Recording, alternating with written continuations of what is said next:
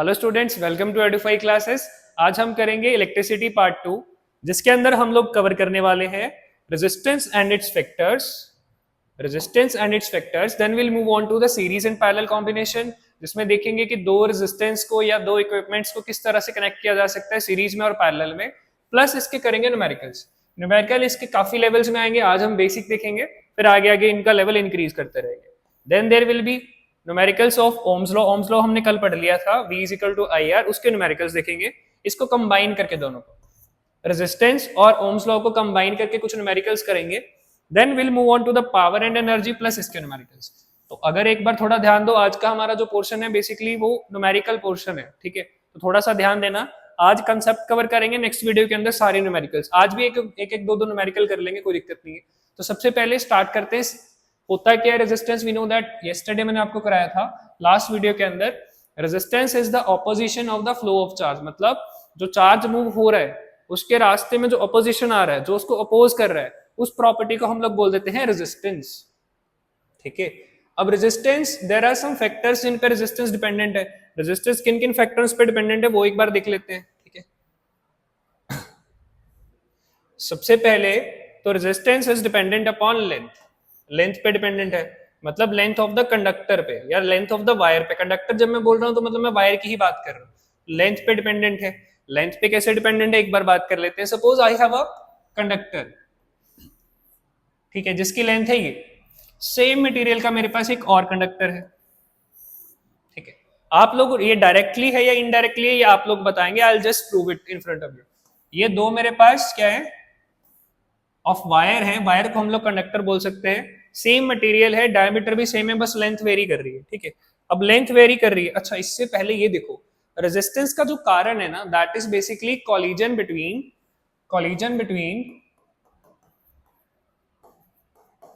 Electron and internal particles of the matter of the conductor. जैसे हमने बात करी थी यस्टरडे की, जब एक इलेक्ट्रॉन यहाँ है चल के जाएगा दूसरी साइड तो इलेक्ट्रिसिटी कंडक्ट होगी, मतलब इलेक्ट्रॉन को यहां से यहां जाना। अब कंडक्टर का हमने इसको डिवाइड कर लिया, सपोज पर यूनिट एरिया मैंने इसको डिवाइड कर लिया, पर यूनिट लेंथ मैंने इसको डिवाइड कर लिया, ठीक है। इक्वल लेंथ में इसको डिवाइड कर लिया। अब हर यूनिट लेंथ पे अगर इसके रास्ते में दो ऑब्स्ट्रक्शंस है, क्या है, दो ऑब्स्ट्रक्शंस है, तो इसमें भी हर यूनिट लेंथ पे दो ऑब्स्ट्रक्शंस है, ठीक है।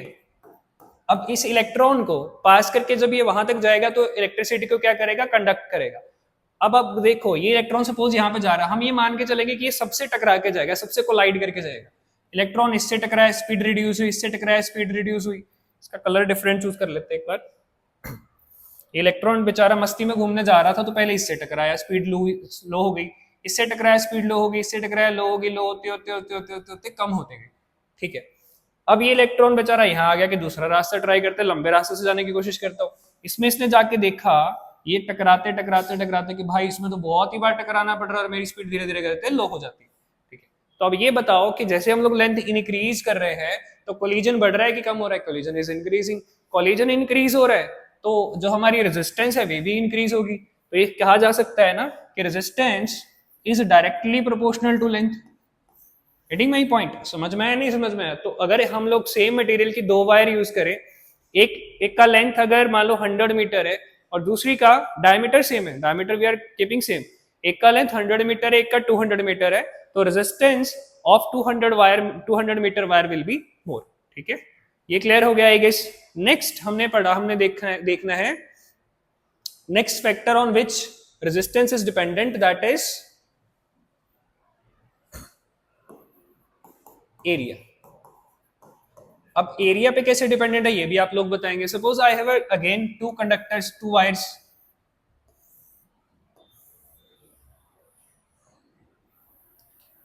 अब इस बार इनका लेंथ सेम है, ठीक है, लेंथ सेम है।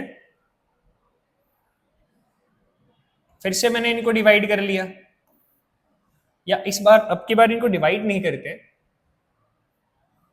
Suppose I have to wires of area A1 and area A2, ठीक है।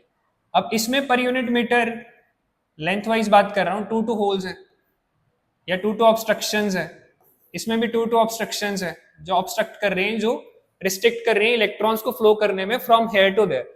अब एक इलेक्ट्रॉन भाई साहब है जिनको वहां से यहां तक जाना है, तो देर आर मोर प्रोबेबिलिटी ना कि वो इनसे टकरा के जाएगा। In this case there is because the way the path is less, तो ये मोस्ट प्रोबेबली ये इनसे टकरा के हो जाएगा और इसकी स्पीड लेस हो जाएगी। But in this case electron यहां से जाने की कोशिश करेगा तो इसमें स्पेस है ज्यादा, तो प्रोबेबिलिटी ऑफ कोलिजन डिक्रीजेस। तो कहने का मतलब जितना ज्यादा एरिया होगा उतनी ही रेजिस्टेंस मेरी कम होगी, तो resistance is inversely proportional to area. Next, third factor on which resistance is dependent is nature of material। nature of material ये क्या है मैं बताता हूं। जैसे हमने सपोज हमने क्या किया, we have chosen 2 materials, material A material B, ठीक है, both have same length and same diameter. अब इसके अंदर बाय डिफॉल्ट पर यूनिट एरिया मान के चलते हैं कि 2 रिस्ट्रिक्शंस है, 2 ऑब्स्ट्रक्शंस है, इसके अंदर पर यूनिट एरिया 4 रिस्ट्रिक्शंस है, 4 ऑब्स्ट्रक्शन टू द इलेक्ट्रॉन्स है। अब मान लो ये एक इलेक्ट्रॉन है, इन भाई साहब को जाना है उस साइड, ऐसे अंदर से जाना है या फिर ऑन द सरफेस से जाना है, तो देयर आर लेस कोलिजन्स, इसके अंदर लेस कोलिजन्स है। और इसके अंदर इलेक्ट्रॉन को मान लो ये मटेरियल मेरा कोई एक्स है, ये मटेरियल मेरा कोई वाई है, तो वाई के अंदर देयर आर मोर कोलिजन्स है तो रेजिस्टेंस लेस हो जाएगी, ठीक है, और लेस रेजिस्टेंस है तो रेजिस्टेंस मोर हो जाएगी। तो नेचर ऑफ मटेरियल के साथ भी डायरेक्टली प्रोपोर्शनल है कि अगर एक ऐसा मटेरियल हमने चूज कर लिया जिसकी पर यूनिट लेंथ जिसमें रेजिस्टेंस पार्टिकल ज्यादा है तो उसकी रेजिस्टेंस ज्यादा होगी, पर यूनिट लेंथ जिसमें रेजिस्टेंस पार्टिकल्स कम है उसमें रेजिस्टेंस भी कम होगी। So it is directly proportional to the nature of a material. Third is done. Next fourth हम लोग देख लेते हैं। Fourth is temperature. Fourth factor is temperature. अब टेम्परेचर पे कैसे डिपेंडेंट है ये हमें देखना है। अब मान लो again will choosing 2 conductors, 2 conductor हमने चूज किया, ठीक है, यहां पे इलेक्ट्रॉन को अगेन यहां से यहां जाना है, यहां से यहां जाना है। अब इन दिस केस क्या क्या सेम है, length same, area same, material भी सेम, मटेरियल ऑल्सो सेम, सब चीजें सेम है। बस एक ही फर्क है कि एक का टेम्परेचर हाई है, हाई टेम्परेचर, और दूसरे का लो टेम्परेचर। अब इन दोनों के अंदर हमने क्या बात करी कि देयर आर इंटरनल पार्टिकल्स। अब इलेक्ट्रॉन भाई साहब को फिर एक जगह से दूसरी जगह जाना है, जिसको हमने टेम्परेचर दे दिया उसके पार्टिकल्स क्या गेन करेंगे, they will gain kinetic energy. Kinetic energy gain करेंगे तो ये क्या कर देंगे, दे विल स्टार्ट मूविंग। जैसे हमने अगर पॉपकॉर्न हम लोग जब रखते हैं किसी भी उसको टेम्परेचर देते हैं किसी भी बर्तन के अंदर रखते हैं तो दे स्टार्ट पॉपिंग अप। ऐसे ही काइनेटिक एनर्जी गेन करके क्या कर देंगे, रिवॉल्व करना शुरू कर देंगे, मूव करना शुरू कर देंगे। मूव करना शुरू कर देंगे तो इलेक्ट्रॉन को ज्यादा ऑब्स्ट्रक्शन मिलेगी, ज्यादा ऑब्स्ट्रक्शन मिलेगी तो रेजिस्टेंस हमारी क्या हो जाएगी बेटा, हाई हो जाएगी। तो कहने का मतलब जितना ज्यादा टेम्परेचर उतनी रेजिस्टेंस हाई। तो this is again directly proportional to the resistance, जितना ज्यादा टेम्परेचर उतना ही रेजिस्टेंस भी मेरा ज्यादा हो जाएगा। क्लियर, बढ़िया। नेक्स्ट फैक्टर्स हमने बात कर लिया। अब हम लोग कर लेते हैं इसका, अच्छा अब ये हमारा फॉर्मूला, फाइनल फॉर्मूला जो कम अप बन जाता है सम अप करके, resistance is directly proportional to length, resistance is inversely proportional to area, resistance is directly proportional to nature of material। तो जो हमारा फाइनल फॉर्मूला बनता है दैट विल बी, जिसके जो न्यूमेरिकल्स में यूज करेंगे, R equal to rho L by A, जिसमें ये rho is proportionality constant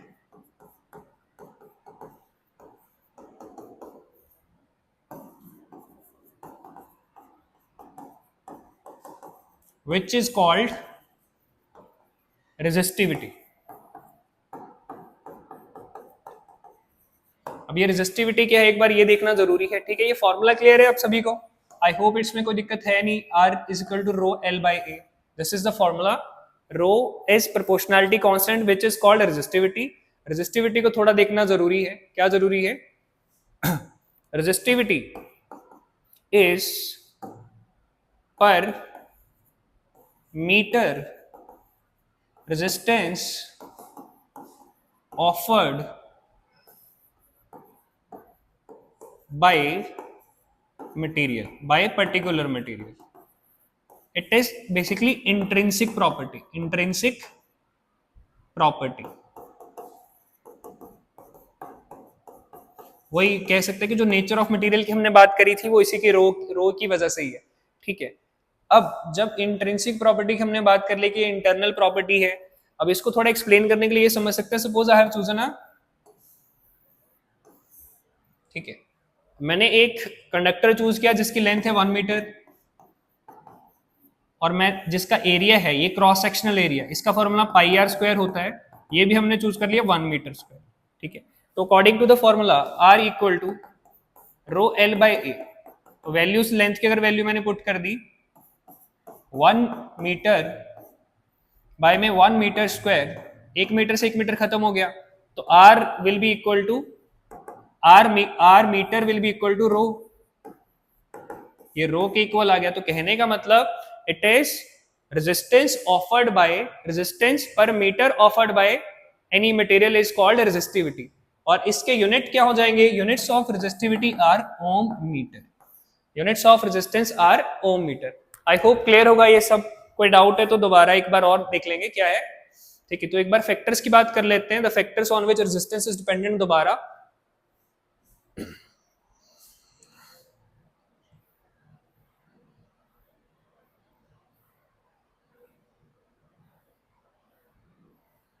resistance is opposition to the flow of charge. होता क्यों है? Collision between internal particles of the conductor and the electron. जो electron pass होना चाहता है तो उसके रास्ते में जो इंटरनल पार्टिकल्स से कोलिजन होता है उसकी वजह से हमें रेजिस्टेंस देखने को मिलती है। Factors on which it is dependent. Length, बताओ लेंथ के साथ कैसे डिपेंडेंट है? या it is actually directly proportional to length. Area के साथ इनवर्सली प्रोपोर्शनल है, वो हमने देख लिया। नेचर ऑफ मटेरियल के साथ भी डायरेक्टली प्रोपोर्शनल है। देन टेम्परेचर के साथ it is also directly proportional, ये हमने सब कुछ देख लिया। अगर इसमें कोई डाउट होगा तो लेट मी नो इन कमेंट्स। नेक्स्ट हमने देखा कि इसका फाइनल फॉर्मूला जो हमारे पास है R equal to rho L by A units. अच्छा याद रखना, जब लेंथ हम लोग मीटर में लेंगे, जब लेंथ हम लोग मीटर में लेंगे इन मीटर्स, एरिया जिसका फॉर्मूला पाई आर स्क्वायर होता है ये भी हम इन मीटर्स लेंगे, तब हमारे पास रेजिस्टेंस के यूनिट क्या आ जाएंगे? ओम आ जाएंगे। ये बात में ध्यान रखनी है क्योंकि बहुत सारे क्वेश्चन ऐसे आएंगे जहां पे आपको ना रेडियस दिया होगा या डायमीटर दिया होगा, एमएम में दिया होगा, तो सबसे पहले उसको इसमें कन्वर्ट करना है।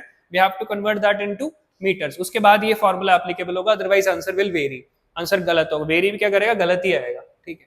सो ये हमने समझ लिया कि अगर 1 मीटर का टुकड़ा हम लोग ले लें कंडक्टर का, ठीक है, किसी भी मटेरियल का, एक्स वाई जी मटेरियल का, जिसकी लेंथ भी 1 और एरिया भी 1 मीटर स्क्वायर हो, और उसको इस फॉर्मूला के अंदर पुटअप करें तो हमारी रेजिस्टिविटी आ जाएगी will be equal to resistance metre, ठीक है। सो यहां से समझ में आया कि resistivity is per metre resistance offered by any material. Per metre resistivity की डेफिनेशन यही रहेगी, पर मीटर, ये लिखा हुआ is per metre resistance offered by material, ठीक है। ये क्लियर हो गया? बढ़िया। नेक्स्ट अब इसके कुछ न्यूमेरिकल्स देख लेते हैं। ये हमारे सामने रहा question, a copper wire of length 2 metre. सबसे पहले हमें लेंथ गिवन है, ये पावर में है, ये ध्यान देना थोड़ा सा। This is in power. Try to solve this question, pause करो, सॉल्व करने की कोशिश करो, सिर्फ फॉर्मूला लगाना है। बड़ा ही इजी क्वेश्चन है। जैसे इसमें तो हमें डायरेक्टली एरिया दे दिया गया, या ध्यान देना कई क्वेश्चन में हमें यहाँ पे क्या दिया होगा? डायमीटर गिवन होगा। जैसे मान लो डायमीटर दे दिया 1 mm, तो रेडियस क्या हो जाएगा? 0.5 mm, और इसको मीटर में कन्वर्ट करेंगे तो इंटू 10⁻⁻3, फिर ये मीटर में कन्वर्ट होगा, ठीक है, मीटर में कन्वर्ट होगा, और फिर इस पे फॉर्मूला लगाना पड़ेगा कौन सा? पाई आर स्क्वायर, तब हमारे पास एरिया निकलेगा। इसमें क्वेश्चन इजी हो गया ये क्योंकि इसने एरिया दे ही दिया हमें। तो लेट्स सॉल्व इट, सॉल्व करते हैं इसको। फॉर्मूला है R equal to rho L by A. R हमें गिवन है 2 × 10⁻², लेंथ हमें गिवन है, लेंथ हमें गिवन है 2 मीटर, एरिया हमें गिवन है 1.7 इंटू 10⁻⁻⁶। ठीक है, अब ये रो फाइंड आउट करनी है तो ये इधर क्रॉस मल्टीप्लाई हो जाएगा, तो rho will be equal to 2 into 10⁻⁻² into 1.7 into 10⁻⁻⁶ divide by 2।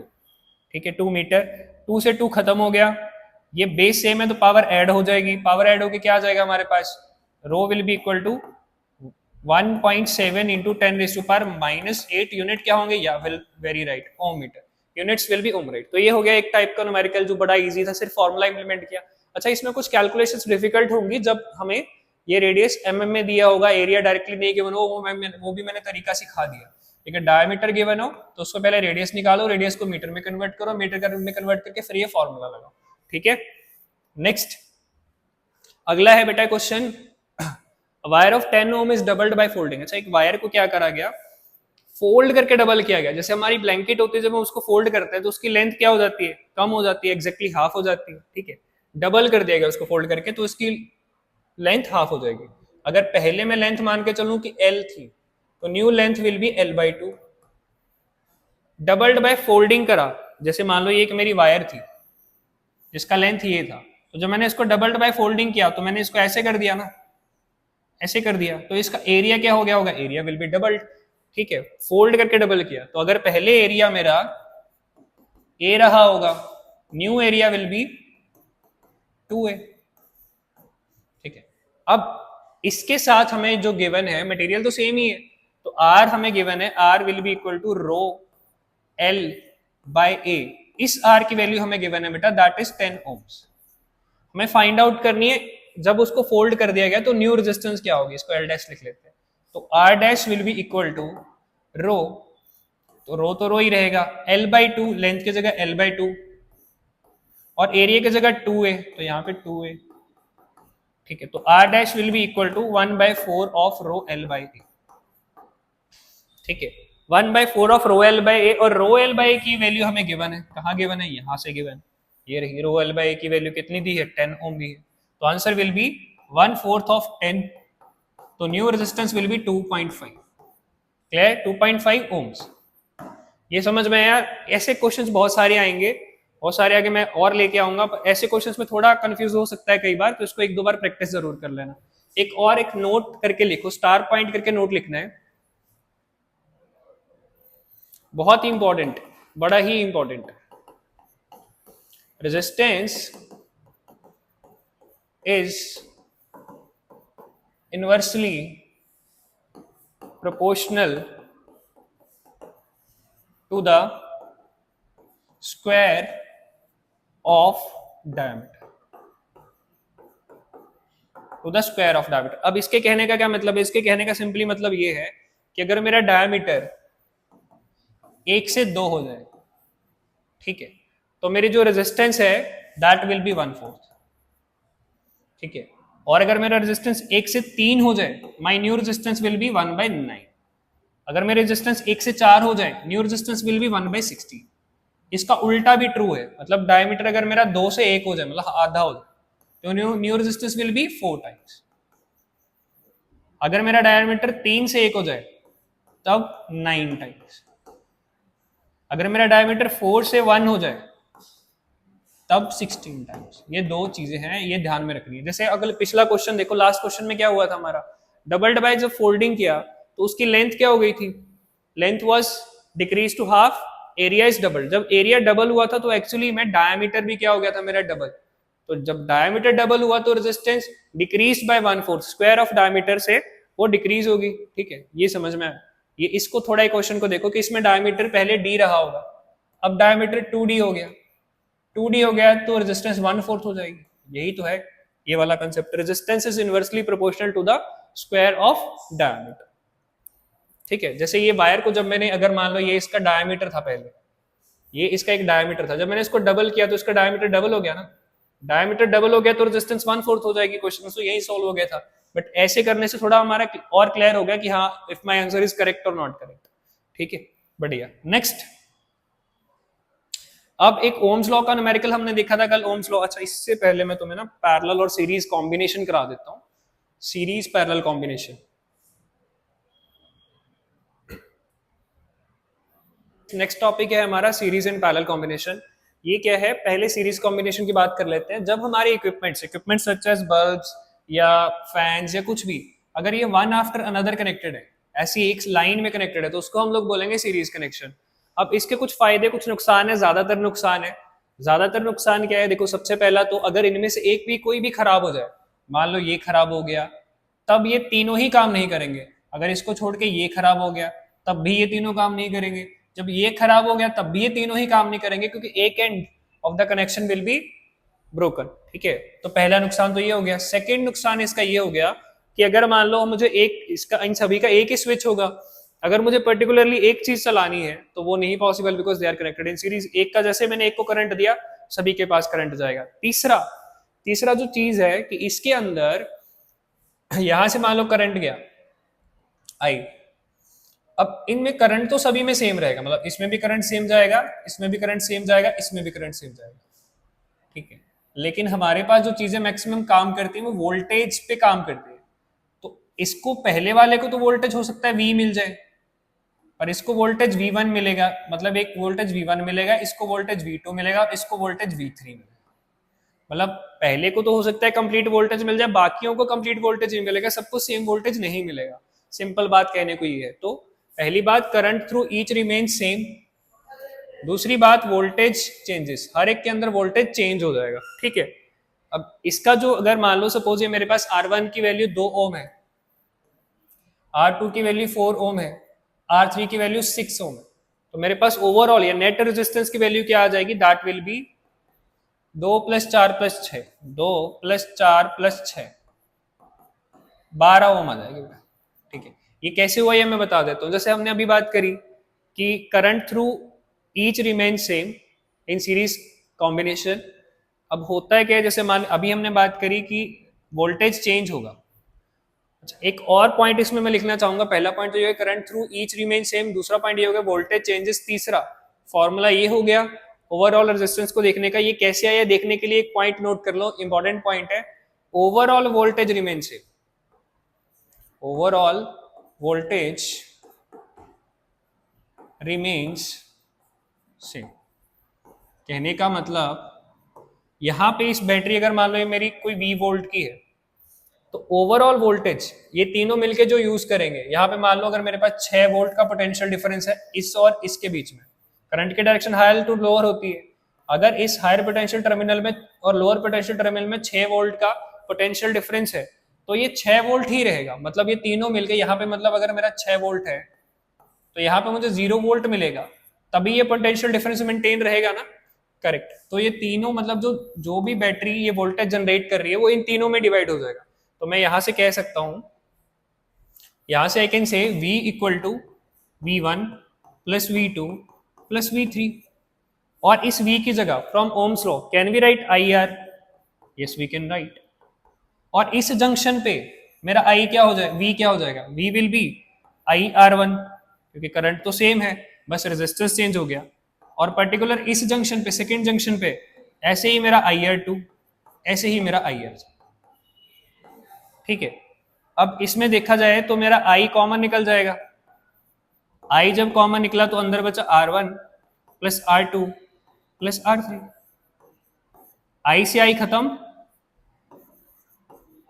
I से I खत्म, R इन सीरीज, इसको RS लिख सकते हैं, that will B R1 + R2 + R3। Simple मतलब ये है कि अगर सीरीज में रेजिस्टेंस कनेक्टेड होंगी तो उनका समेशन हो जाएगा, जैसे हमने ये किया। ठीक है, तो अब एक क्वेश्चन करके दिखा देता हूं जल्दी, आपको कोई दिक्कत नहीं है तो। पैरेलल कॉम्बिनेशन, या जैसे मान लो सपोज एक क्वेश्चन है मेरे पास, हमारा एक सर्किट है,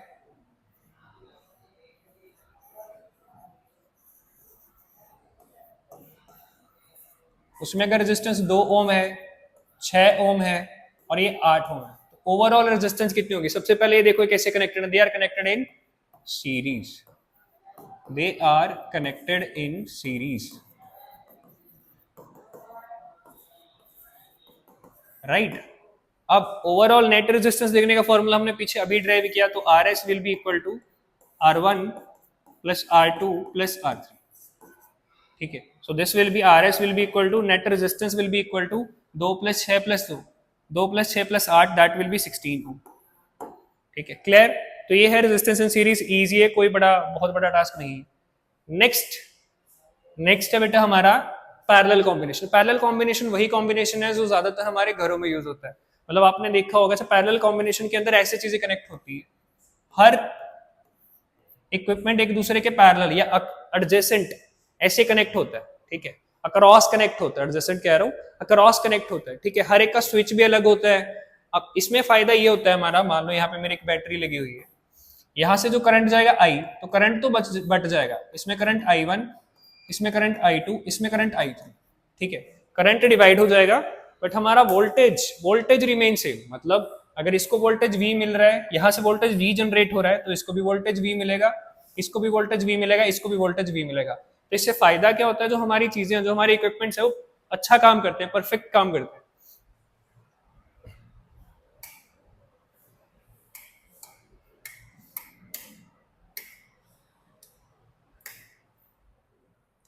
जो जितने भी हमारे इक्विपमेंट्स होते हैं ना, वो प्रॉपर काम करते हैं. ठीक है, ठीक है. अब इसको देख लेते हैं, इसको भी सॉल्व कर लेते हैं. अच्छा, पैरेलल कॉम्बिनेशन के फायदे, पहली बात तो ये, अगर मान लो ये वाला मेरा कुछ खराब हो जाए, ब्रोक हो जाए, इसको एक बार हटा देता हूं सारे को.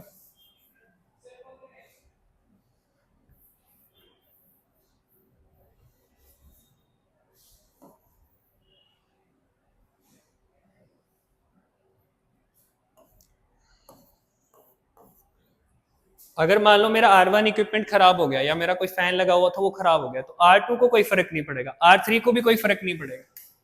ठीक है, और वहीं अगर मेरा मान लो सपोज मेरा R2 खराब हो जाए, तो R3 will be kept on working, R3 का खराब हो जाए तो R1 R2 will kept on working. तो मतलब एक इक्विपमेंट का दूसरे पे फर्क नहीं पड़ेगा. प्लस इनको मैं इंडिविजुअली भी टर्न ऑन कर सकता हूँ. जैसे अगर मान लो मुझे R1 चलाना है, तो I turn this switch on, R2 चलाना है, I turn this switch on, R3 चलाना है, I turn this switch on. ठीक है, अब इसमें होता है क्या, मान लो यहाँ से मेरा करंट I जनरेट हुआ, तो यहाँ पे जो करंट जाएगा वो I1 जाएगा, यहाँ पे करंट I2 जाएगा, यहाँ पे करंट I3 जाएगा. वोल्टेज तीनों में सेम रहेगा, वोल्टेज तीनों में सेम रहेगा. तो पैरेलल में पहला बेनिफिट ये है कि overall voltage remain same. Overall voltage remains same. Overall voltage हमारा क्या रहता है, सेम रहता है. सेकंड इसका बेनिफिट है बेटा कि if one equipment gets broken, जल गया, कुछ भी हो गया इसको, others will not be affected. Others will not be affected. बाकियों को कोई फर्क नहीं पड़ेगा उससे. ठीक है, बाकी अपना काम सही करते रहेंगे. तीसरा, बस इसमें ये याद रखना है, करंट डिवाइड होता है. ये न्यूमेरिकल में काम आएगा, करंट डिवाइड्स. ठीक है, अब ओवरऑल रेजिस्टेंस इसमें कैलकुलेट करने का फॉर्मूला ये है, 1/Rp will be equal to 1/R1 plus R2 plus R3 up to so on, जितनी भी रेजिस्टेंस कैलकुलेट है. ये कैसे है ये मैं बता देता हूँ. जैसे हमने अभी बात करी कि करंट, अच्छा ये दोबारा ना, यहाँ पे देखो, यहाँ पे I1, I2 और I3 दोबारा आके मिल जाएंगे, दोबारा क्या बना देंगे, I. तो जो overall current of the circuit है वो भी सेम रहेगा.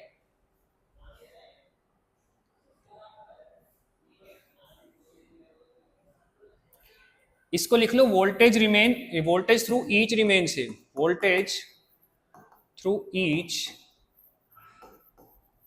Remain same. इस पॉइंट को ऐसे लिख लो. ठीक है, और करंट डिवाइड होता है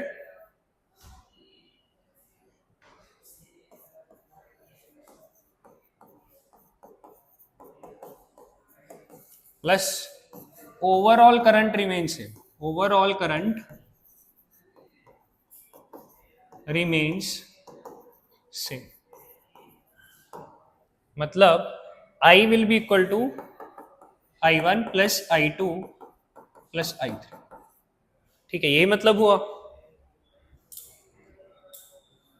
I will be equal to I1 plus I2 plus I3.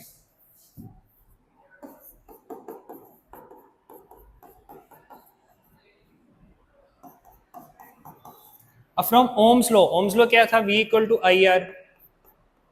I को क्या लिखा जा सकता है, V बाय आर लिखा जा सकता है ना, I equal to V by R. अब इसको अगर लिख दें V बाय आर, I1 को I को अगर V बाय आर लिख दें तो I1 को क्या लिख सकते हैं, V बाय R1, क्योंकि वोल्टेज तो सेम है. इसको V बाय R2, इसको V बाय R3. ठीक है. अब क्या होगा, V will be common in each. यहां पे क्या बच जाएगा, 1 by R1 plus 1 by R2 plus 1 by R3. ठीक है.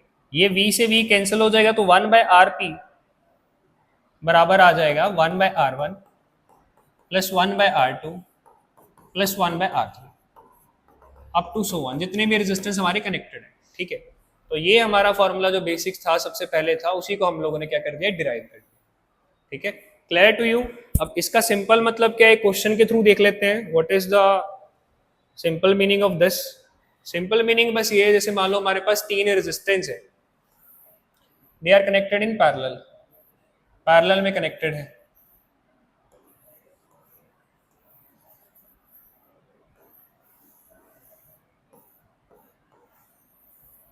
ठीक है. They are connected in parallel.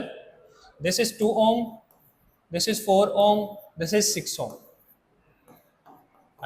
अब इसमें करंट I1, इसमें I2, इसमें करंट I3, मतलब तीनों में करंट डिफरेंट जाएगा, वोल्टेज सेम होगा. हमें कैलकुलेट क्या करना है, we have to calculate overall resistance. बस एक ही चीज कैलकुलेट करनी है, ओवरऑल रेजिस्टेंस. ओवरऑल रेजिस्टेंस क्या हो जाएगी, अभी हमने पैरेलल में सॉल्व किया कि overall resistance will be 1 by RP equal to 1 by R1 plus 1 by R2 plus 1 by R3. ठीक है. So this will be 1 by RP बराबर 1 by 2 plus 1 by 4 plus 1 by 6. और फ्रैक्शन को हमें सॉल्व करना आता है, कैसे करते हैं, एलसीएम आएगा. एलसीएम कितना आ जाएगा, 12. यहाँ पे क्या आ जाएगा, 6 प्लस 3 प्लस 2, ये हो जाएगा हमारा 11 बाय 12. 1 बाय RP बराबर 11 बाय 12. यहाँ पे करते हैं बच्चे गलती कि रेजिस्टेंस को भी 11 बाय 12 लिख देते हैं. नहीं बेटा, रेजिस्टेंस इज 12 बाय 11. उल्टा हो जाएगा इसका, क्योंकि तो ये तो 1 बाय RP है, तो RP will be equal to 12 by 11. अच्छा, एक बात और समझ में आई कि जब हम लोग सीरीज में कनेक्ट कर रहे हैं तो ओवरऑल रेजिस्टेंस इंक्रीज हो रही है, और जब हम पैरेलल में कनेक्ट कर रहे हैं तो ओवरऑल रेजिस्टेंस डिक्रीज हो रही है. ठीक है. अगर यहाँ पे आपके पास में एक शॉर्ट फॉर्मूला भी है, अगर आपके पास 2 रेजिस्टर है, फॉर 2 रेजिस्टर आप शॉर्ट फॉर्मूला लगा सकते हो, R1 RP का शॉर्ट फॉर्मूला क्विक कैलकुलेशंस के लिए, R1 इंटू R2 बाय में R1 प्लस R2. कैसे बना तो वैसे ही है कि 1 बाय RP बराबर होता है 1 by R1 plus 1 by R2.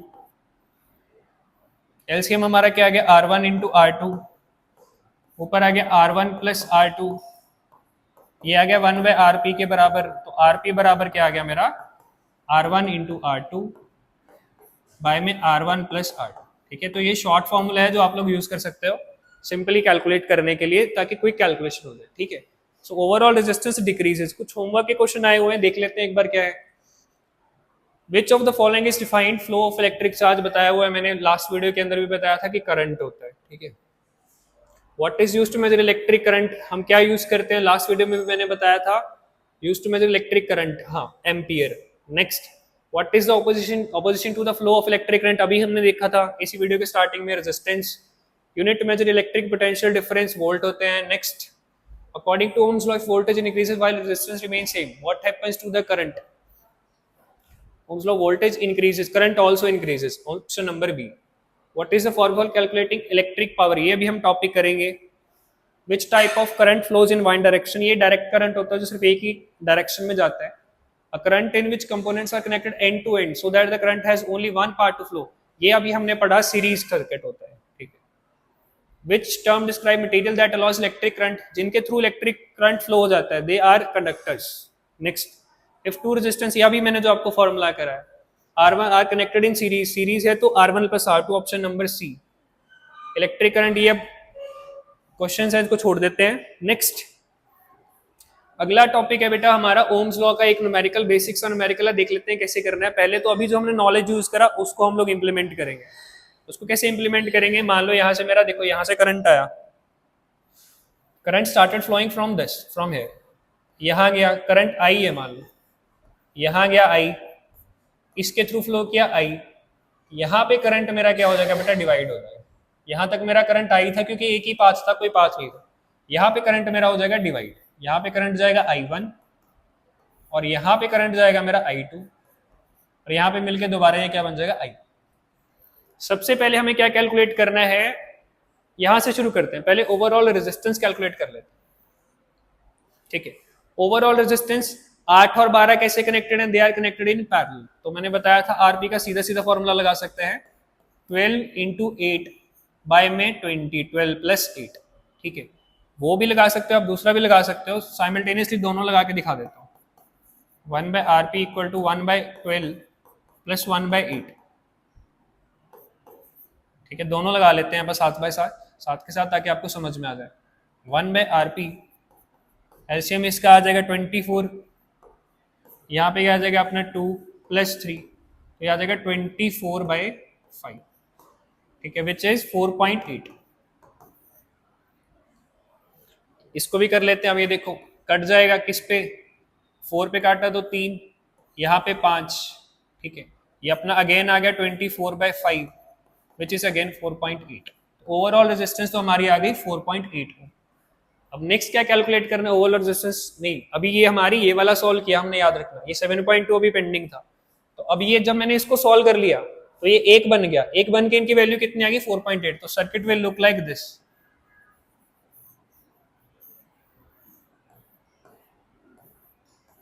Circuit will look like this, ये 7.2 एंड दिस 4.8। अब ये दोनों आपस में कैसे आ गए, they are in series, series में आ गए। तो 7.2 plus 4.8 R S, total R will be equal to 7.2 plus 4.8, this will be 12 ohm. ठीक है, अगर तो देखो करंट सेम आ रहा, अब आई R2 और R3 दोनों में मिला के करंट क्या आ रहा था आई, और 7.2 में भी करंट आई, मतलब ये अगर किसी भी दो इक्विपमेंट के बीच में करंट सेम जा रहा है मतलब वो कैसा है, दे आर इन सीरीज। और करंट अलग अलग जा रहा है मतलब दे आर इन पैरेलल।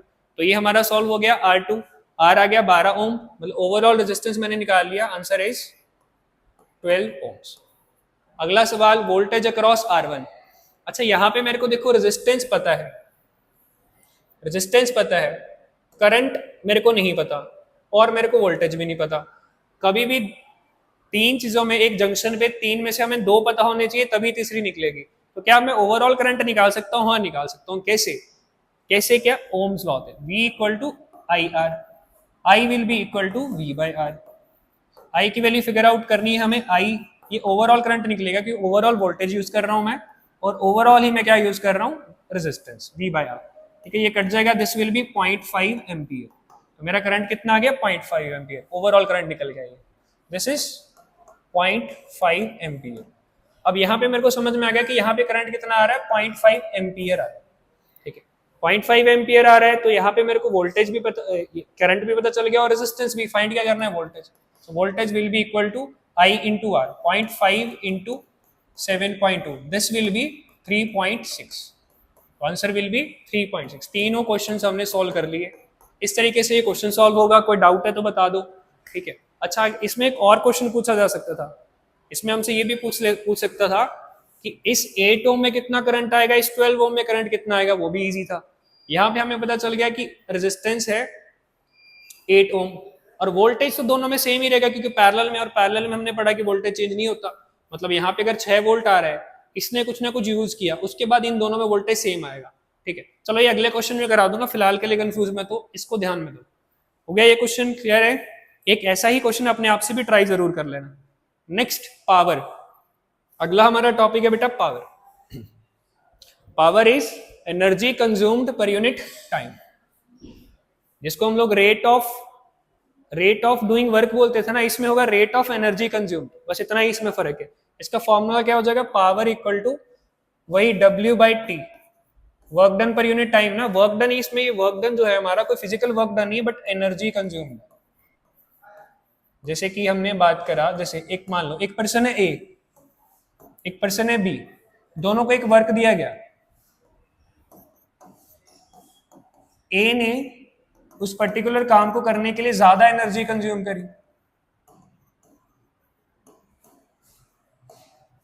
और बी ने उस पर्टिकुलर काम करने को एनर्जी कंजम्पशन कम किया। तो इससे हम आइडिया लगा सकते हैं कि ए ने ज्यादा काम किया होगा, करेक्ट। तो जितनी ज्यादा एनर्जी कंज्यूम उतना ज्यादा वर्क। तो ये work is replaceable with energy consume, तो इसीलिए हमने ये फॉर्मूला बना दिया power equal to energy consumed by time. इसके कई फॉर्मूले बनेंगे। पहला तो ये पावर डब्ल्यू बाई टी हो गया बेसिक फॉर्मूला। सेकेंड फॉर्मूला इस डब्ल्यू की जगह, अच्छा ये first formula basic formula. Second formula ये बड़ा इंपॉर्टेंट है, इसके बड़े सारे क्वेश्चंस आएंगे। इस डब्ल्यू की जगह क्या मैं वी क्यू, जैसे हमने पढ़ा था voltage is equal to W by Q, तो V will be equal to W into Q, W will be equal to V into Q, ठीक है। तो यहाँ पे मैं W की जगह पुट कर सकता हूँ वी क्यू बाई में T, ठीक है। और इस Q को हमने पढ़ा था I equal to Q by T from current formula, rate of flow of charge is called current. इस Q को मैं क्या लिख सकता हूँ, मतलब IT। इस T से ये T कैंसिल हो जाएगा, तो power will be equal to VI। एक फॉर्मूला मेरा ये हो गया, एक फॉर्मूला ये हो गया पावर इक्वल टू VI, एक फॉर्मूला ये हो गया power equal to W by T. Third, अच्छा इस V को क्या मैं IR लिख सकता हूँ, लिख सकता हूँ। तो पावर का एक फॉर्मूला हो गया I, जब मैंने V को IR लिख दिया तो ये फॉर्मूला बन गया I स्क्वायर R, ठीक है। फोर्थ, इस I को मैं V बाई आर लिख सकता हूं, power equal to V square by R हो जाएगा, क्योंकि इस R को मैं I को मैं क्या लिख सकता हूं, V by R। Formula is V square by में R। अच्छा एक और चीज, क्वेश्चन इसमें पूछ लेते हैं कि power is inversely proportional to, power is inversely proportional to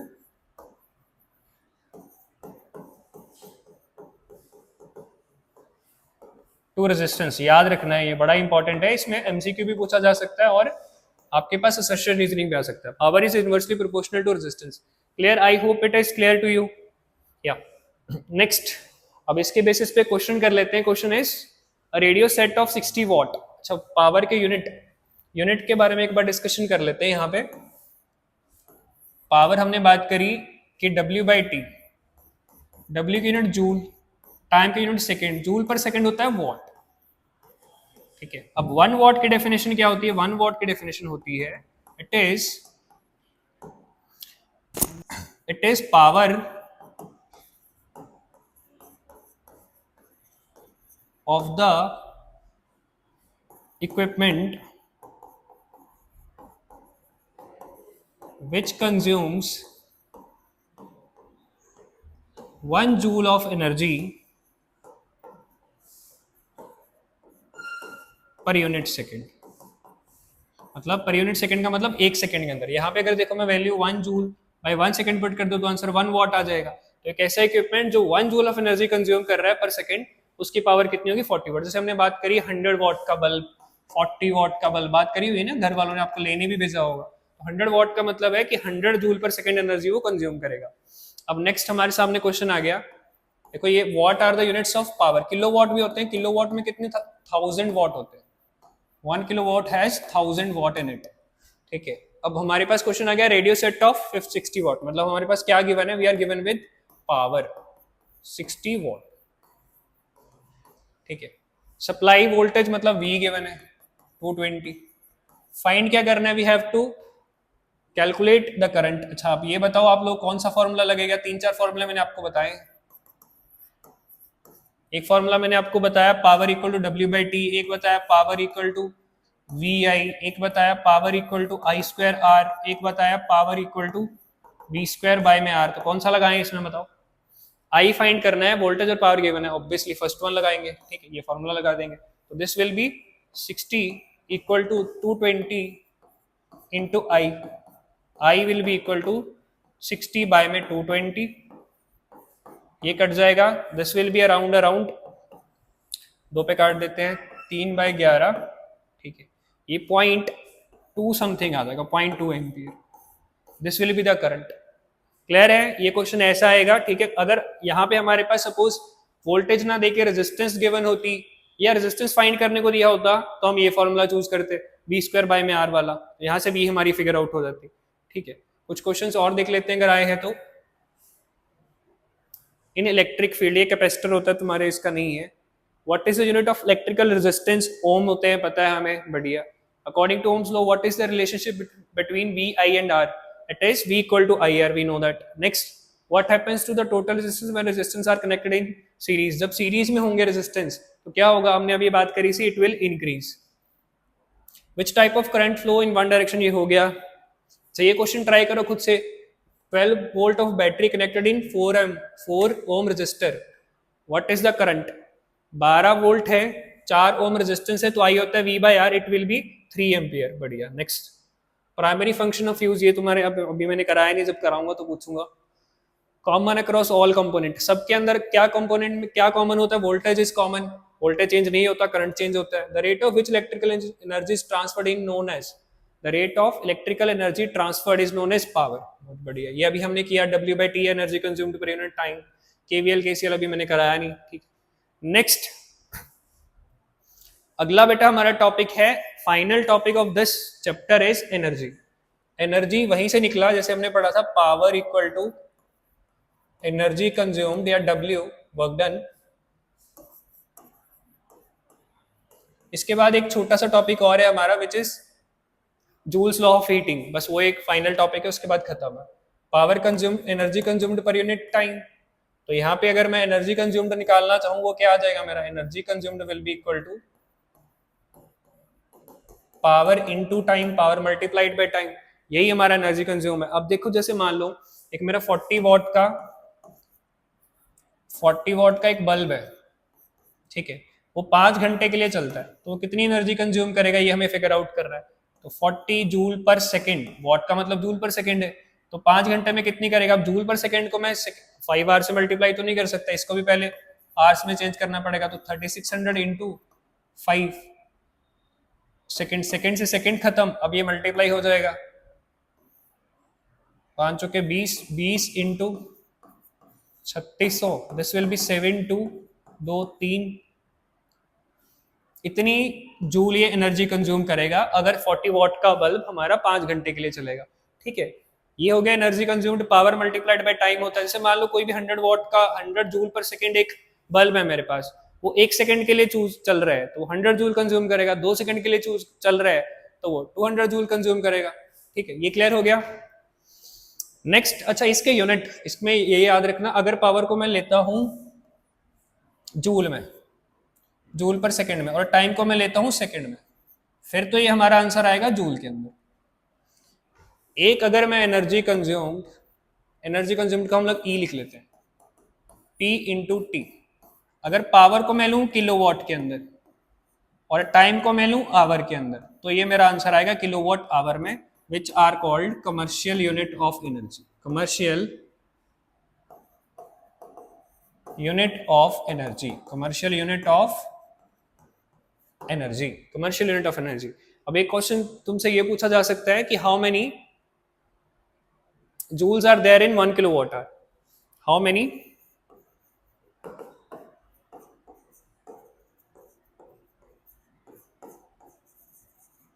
joules are there in 1 kilowatt our? 1 kilowatt our के अंदर कितने जूल एनर्जी होती है, ठीक है, ये पूछा जा सकता है। तो इसको आप लोगों ने कैसे समझना है थोड़ा सा। मान लो 1 किलोवाट आवर को कन्वर्ट करना है हमें जूल्स में। 1 किलोवाट को क्या लिख सकते हैं? 1000 वॉट। 1000 वॉट को क्या लिख सकते हैं? 1000 जूल पर सेकेंड। 1 आवर, 1 किलोवाट आवर का मतलब यही है ना कि 1 किलोवाट इंटू 1 आवर, यही तो है। इसी को हम लोग 1 यूनिट भी बोलते हैं, जो हमारे घरों में बिल आता है ना, कितने यूनिट, इतने यूनिट, 200 यूनिट। 200 यूनिट का मतलब होता है 200 किलोवाट आवर, ठीक है। 1000 जूल पर सेकेंड, एक आवर को मैं लिख सकता हूँ 3600 सेकेंड, तो ये सेकेंड से सेकेंड खत्म हो गया। 36 इंटू 10⁵ जूल हमारी एनर्जी होती है 1 किलोवाट आवर के अंदर। इसको 3.6 इंटू 10⁶ जूल भी लिखा जा सकता है, ठीक है, ध्यान देना है इस चीज पे। अब कोई तुमसे एक तुम्हारे लिए क्वेश्चन दे देता हूं कि 5 किलोवाट आवर में बताओ कि कितने जूल एनर्जी होगी।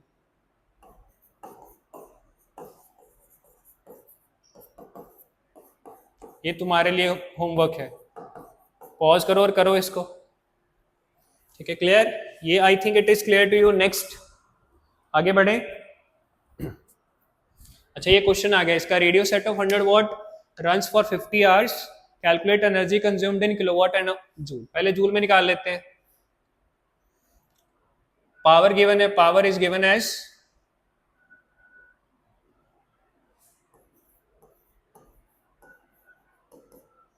100 वॉट 100।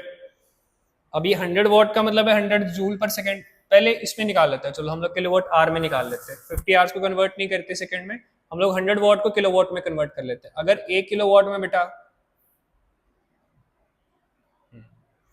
1 किलोवाट में अगर 1000 वॉट होते हैं, ठीक है, तो 100 वॉट में कितने आ जाएंगे? 100 डिवाइड बाय 1000 मतलब 0.1 किलोवाट 100 वॉट में आ जाएंगे। ठीक है, अब एनर्जी का फॉर्मूला होता है P into T. P into T time कितना है? 50 आवर्स। ठीक, तो ये मेरे एनर्जी क्या आ जाएगी? 5 किलोवाट आवर। ठीक है, अब इसमें ऐसा भी पूछा जा सकता था कि calculate the bill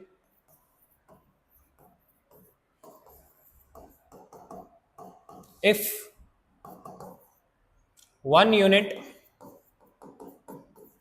cost is ₹5 कि 1 यूनिट 1 किलोवाट आवर का मतलब होता है 1 यूनिट। अगर 1 यूनिट की प्राइस ₹5 है तो बिल कैलकुलेट करो। तो कुछ नहीं करना था, बिल का हमारा फॉर्मूला जाता एनर्जी इंटू कॉस्ट। ठीक है, energy 5 kilowatt hour into cost हमारी 5 है, तो answer will be 25 rupees 25। Clear? बढ़िया। अब इसको जूल में भी करना है। देखो एनर्जी, ये जो 1 किलोवाट 1 यूनिट का प्राइस याद रखना, ये 1 किलोवाट आवर का प्राइस है। इसको जूल से मत मल्टीप्लाई कर देना, मतलब जब भी हमें बिल कैलकुलेट करना है हमें एनर्जी किस में निकालनी पड़ेगी? किलोवाट आवर में निकालनी पड़ेगी। नेक्स्ट, अब इसको जूल में कन्वर्ट करना है 5 किलोवाट आवर को। हमें पता है, we know that 1 kilowatt hour has 3.6 into 10⁻6 joule, ये हमने अभी देखा। तो 5 में कितने हो जाएंगे? 5 into 3.6 into 10⁸8 joules. 1 kilowatt hour में तो हमने कन्वर्ट कर ही दिया इसको। यह आ जाएगा हमारा 18 इंटू 10⁸8 या फिर 1.8 इंटू 10⁻7 10�9 जूल्स। इतनी एनर्जी होती है 5 किलोवाट आवर के अंदर। कोई डाउट है तो पूछो। I hope it is clear to you. Next and final topic is Joule's law of heating. Joule's law of heating थोड़ा सा बात कर लेता हूँ। हीटिंग के लिए ज्यादातर जो चीजें यूज होती है ना, हीटिंग एलिमेंट्स के लिए, रेजिस्टर के इसमें अपना हीटर के अंदर लगा लो, या कोई भी चीज जहां पे हमें हीट प्रोडक्शन चाहिए थ्रू इलेक्ट्रिसिटी, वहां पे हम ऐसे एलिमेंट्स यूज करते हैं जिनकी रेजिस्टेंस हो, मतलब वो कंडक्टर भी हो बट उनकी पॉसिबल कोई ना कोई रेजिस्टेंस हो। ठीक है, तो हम लोग मोस्टली उसमें यूज करते हैं अलॉय। हीटर के अंदर हम लोग कौन सा अलॉय यूज करते हैं? In heaters we use nichrome wire. कौन सी वायर? ये बड़ा इंपॉर्टेंट है, बहुत बार क्वेश्चन आता है, important. We use nichrome wire. Nichrome में क्या है? अलॉय है। किसका? निकल प्लस क्रोमियम का। ये क्यों यूज करते हैं हीटर के अंदर? क्योंकि पहली बात ये तो हाई रेजिस्टेंस हमें प्रोवाइड कर देता है, रेजिस्टेंस अच्छी प्रोवाइड कर देता है। ठीक है, प्लस इसका जो मेल्टिंग पॉइंट है वो मोर देन 3000 डिग्री सेल्सियस है, मोर देन 3000 डिग्री सेल्सियस। तो मतलब ये मेल्ट भी नहीं करता, अच्छी रेजिस्टेंस भी प्रोवाइड करता है, जिसकी वजह से, बिकॉज जब रेजिस्टेंस होती है, हमने पढ़ा था जब रेजिस्टेंस होती है तो कोलिजन बिटवीन इंटरनल पार्टिकल्स और इलेक्ट्रॉन होता है। जहां भी कोलिजन होता है दो चीजों का, वहां प्रोडक्शन ऑफ हीट होता है। तो अच्छी रेजिस्टेंस प्लस मेल्टिंग पॉइंट, और ऑक्सीडाइज भी जल्दी नहीं होता है, इसलिए हम लोग निकल प्लस क्रोमियम का अलॉय यूज करते हैं। ठीक है, क्लियर हो गया। अब इसका इससे क्या लेना देना था इस टॉपिक से मैं बता देता हूँ थोड़ा सा। Joules law of heating effect क्या कहता है, देखेंगे इसको। जूल्स लॉ ऑफ, ये मैंने क्यों पढ़ाया, ये वाला मैंने क्यों पढ़ाया मैं बता देता हूँ एक बार। Joule's law of heating effect में हम लोग हीट के बारे में पढ़ेंगे। Heat is basically energy. Energy हमने अभी पढ़ा, energy will be equal to power into time.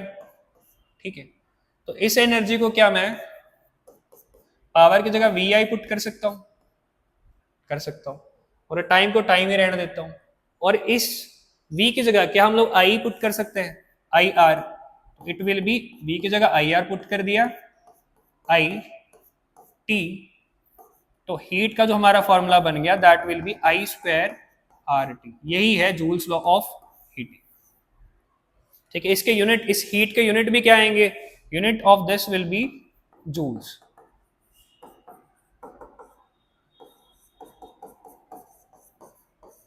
Joules हो सकते हैं, किलो जूल्स भी हो सकते हैं, 1 किलो जूल में 1000 जूल्स होते हैं। ठीक है, ये हो गया हमारा। तो यही है हमारा जूल्स लॉ, जो कि कहता है कि heat produced in a conductor will be equal to square of the current, will be equal to resistance directly proportional to the square of the current, directly proportional to resistance, directly proportional to the time. ठीक है, ये हो गया unit. इसके भी energy आएंगे, इसके भी न्यूमेरिकल इजी है, कोई बहुत बड़ा न्यूमेरिकल नहीं है। अगला वीडियो कंप्लीटली लेके आऊंगा जिसमें हम बहुत सारे डिफरेंट टाइप के न्यूमेरिकल्स करेंगे। I hope you like the video. कोई दिक्कत है तो मेरे को कॉल कर लेना।